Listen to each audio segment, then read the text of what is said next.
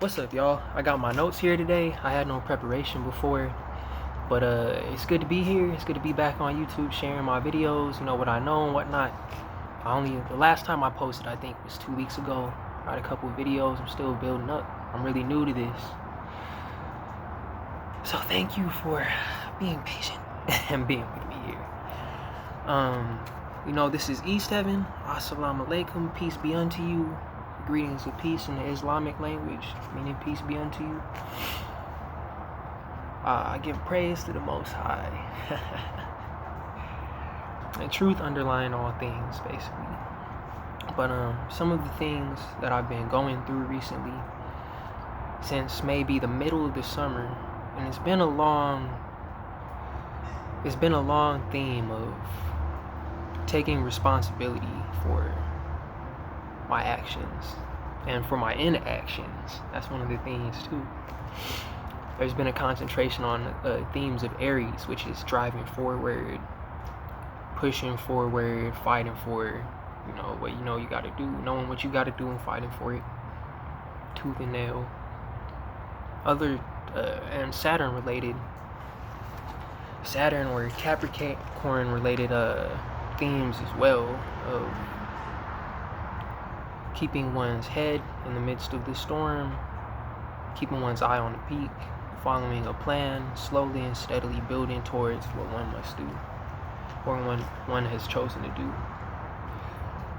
So Capricorn and Aries, big themes for me. The 10th and the first sign of the zodiac comes out to 11, Aquarius, you know what I mean? On Aquarius Venus, so I take pleasure in Aquarian things. It's starting to rain right now. Take it inside. Take it inside. Or one moment, y'all.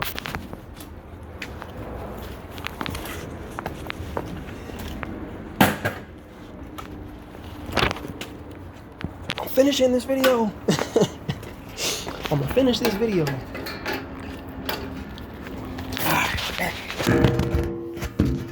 Bow. Alright. Got a little bad. So there's a show, right? There's a show called Game of Thrones. If you ever heard of Game of Thrones, there's a phrase that House Stark has, who live in the north. They're the people who live in the north, the hardy people who live in the north in the cold and the snow. Then down south, there are others. To the east and the west, there are others.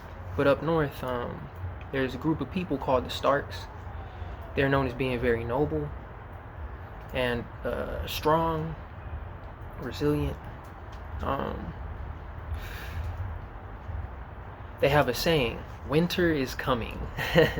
And it's really, myself and my friends and some friends of mine have adopted that term to mean winter is coming is, it's hard times ahead, so you better prepare. So you better prepare for winter. You better stock away those acorns and get ready for hibernation, man.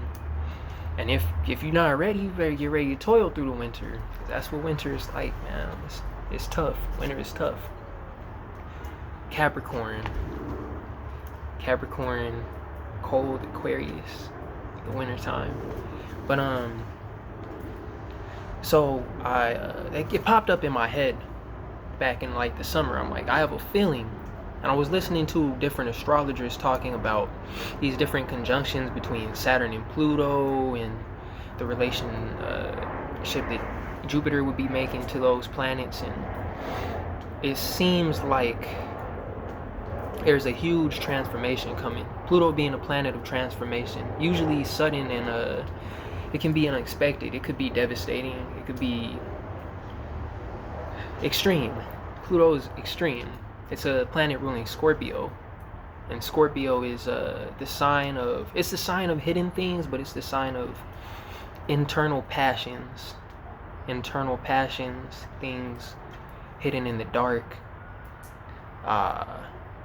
It's also associated with it can be associated with experiences of pain and many dark subjects. Scorpio and Capricorn are known for, but other Other signs as well have, dark things they're known for, but Scorpio's the one where, everybody kind of associates Scorpio with a certain type of darkness. But Pluto's making an aspect to Saturn, which is the lord of hard lessons, the taskmaster, the one who's hard on you, the one who shows you the consequences of your actions, and punishes you accordingly to the work that you put in and what you've done. The lord of karma. A lord of karma is what Saturn is. Lord Shani, they call him in Hindu. In the Hindu faith, is a name for Saturn is Lord Shani, or Shani. So there is an aspect being made between Saturn and Pluto, certain type of conjunction, which is going to bring great change to not only our personal lives, but the greater scale of things. The nation, the world, things will change greatly. 2020, I always consider 20 because the 20th letter in the English alphabet is T. I associate with technology to a certain extent. We're moving into the Aquarian age. A lot of people are talking about these days, and we can really see it with the more technology is becoming integrated into our lives. Aquarius being a ruler of technology and innovation, ruled by Uranus. A higher, some say a higher octave of Mercury, or a higher expression of Mercury. And some say Venus is a higher, or Neptune is a higher expression of Venus, being outer planets. But so this is going to be a great change for everybody, and I'm sure everybody's been feeling it. I've been feeling it in my own life personally. I actually wanted to move somewhere, and it's just Lord Shani's really been showing me. Lord Shani's really been showing me that you gotta have a plan. And you really gotta have a solid plan. Is it workable? Is it realistic? If not, you might have to go back to the drawing board. But we really have to accept taking responsibility for our actions and what we've been into during the past years, the past months, the past days. We have to take responsibility for our actions. We have to move towards what we know is right for us. Move towards our purpose. But I said that to say it was I picked up an intuitive message. Winter is coming, winter is coming, winter is coming. They're talking about all these different conjunctions. Then they come out with this show called The Dark Crystal. They have it on Netflix. There's an old school. It came out in the 80s. And that's the thing, too. There was a Saturn-Pluto conjunction in the 80s when that came out. Around the time that came out. The original Dark Crystal. But they came out with this Dark Crystal on Netflix. They came out with this at the end of this summer. Like, this last summer that we went through. Summer of 2019. They know. In the show, there's an event called the Great Conjunction, which is supposed to be a great aligning of three different planets. They call them the three different suns. The old sun, the rose sun, and I think the greater sun. I would suppose the old sun to be Saturn, because Saturn's known aside from the show, Saturn is known as the old sun. Some say that Saturn originally was the sun in this solar system. The greater sun could perhaps either be Jupiter or the sun itself, and it was the rose sun, it said in the show. I'm not sure what the rose sun would be. It's probably something having to do with Saturn, Jupiter, and the sun, ruled by Leo, but one that gives light unto us. But this aspect is coming, and people know it. They're giving signs. It's really a huge change that's going to happen in Saturn and Pluto. Saturn rules government. It rules structures. It rules long-term visions and goals. It rules long-term achievements, planning, stability. Realism can sometimes become pessimism, but realism, hard work. Pluto is a planet of transformation. It can be a planet of change. It could be a planet of some of the things that we have to transform. It's a transformative planet. So when Saturn and Pluto come in conjunction, and when they're making a relation to each other, Pluto and Saturn are going to, their meanings are going to mix, their functions are going to come together, and they're going to create a harmonious type of effect. So Pluto is bringing changes. Saturn is stability and structures, government. So there are going to be great changes in government structure and stability in our personal lives, as well as the greater organisms, the governments, the nations, the planet as a whole is going to go through great changes during this time. This is a greatly looked forward to event. And if we take it into our hands to make sure that this change is a positive one, if we do all that we need to do in order to manifest our purpose, if we take care of our responsibilities, if we don't ignore the little things, then we'll be okay. And this could be a good thing, because you can use Pluto, you can use transformation, you can transform your structures, you can transform your jobs, your hard work, you could transform the government, you could transform a nation, you could transform all types of things.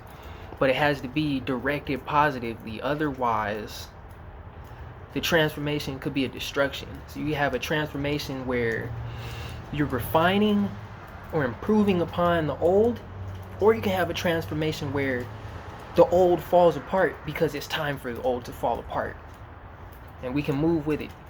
That's always the nature of astrology, is we can move with the planetary placements and interactions, or we can move against them. Either we're with them or we're against them, basically. And we know in our own lives, personally.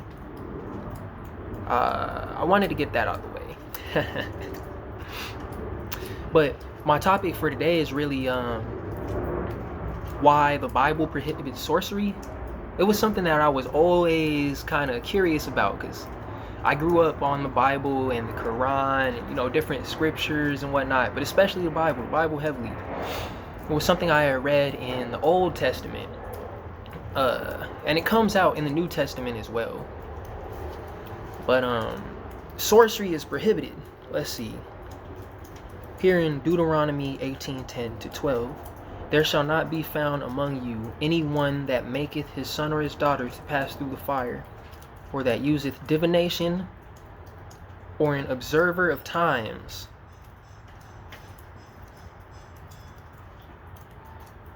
an enchanter or a witch, or a charmer, consulter with familiar spirits, or a wizard, or a necromancer. For all that do these things are an abomination unto the Lord, and because of the abominations the Lord thy God doth drive them out before thee. Deuteronomy is a book of the law. This is talking about laws. This is God telling us what to do, what not to do, basically. They have laws on diet, they have laws on relations, they have laws on marriage, on all types of things in the Old Testament. Old Testament is known as the book of the law, basically. And it's a series of laws that Moses, that the Lord expressed through Moses. Of course, the Bible's been tampered with, but we can weigh what it says with what we know, and with what the other scriptures and common sense and other things say, basically. We can put it to the law. We can put it to the laws that we see at work in our life every day. But so it says this in Deuteronomy. I myself, I like to I'm into tarot. I'm into the I Ching, the Book of Changes. I'm into various, I believe in divination. I believe in enchantment. I believe in familiar spirits. Wizards. I wouldn't deal with necromancy. I wouldn't necessarily deal with necromancy. But it says that all of these things are abominations unto the Lord. And here's the thing, I myself, I have, I deal with tarot on my own, but I also, I like to watch tarot readers online. That's one of the things I like to do. For my zodiac sign of Sagittarius, or my other signs, you can read for your rising sign, for your moon sign, for various other. You could look at your north node. See, this is one thing that a lot of here. I'm gonna just give you a golden astrology tip, basically. So, 3 of the most important placements in your natal chart. If you get your astrology natal chart, you can go get it from Cafe Astrology. Go on Cafe Astrology or a lobby, or there are multiple places where you can generate an online natal chart, and you can look at your general placements based on when you were born. If you don't have your time of birth, you can get some information a little bit less than if you had your time, because ascendants change every 2 hours. However, the 3 most important signs for determining your destiny and what you're meant to do are your rising sign, or your first house, your north node of the moon, north and south node of the moon. The north node is representing what you're going towards, what you might want to be avoiding. South node is like your comfortability. South node is your comfortability. That's where you're comfortable. North node is like that thing that you want to do, but you kind of like want to procrastinate on it. That's like what you want to procrastinate. Your north node is procrastination. South node is comfortability. And when you see, procrastination versus comfortability, if you go with comfortability most of the time, then you're gonna fail. You're not gonna have success. The success that the north node will bring. So we focus on the ascendant, the north node, and the midheaven, which is your 10th house, which is 10th house being the house of Capricorn, or career, success, your foundations, your structures, your work, where you have potential to be great in work.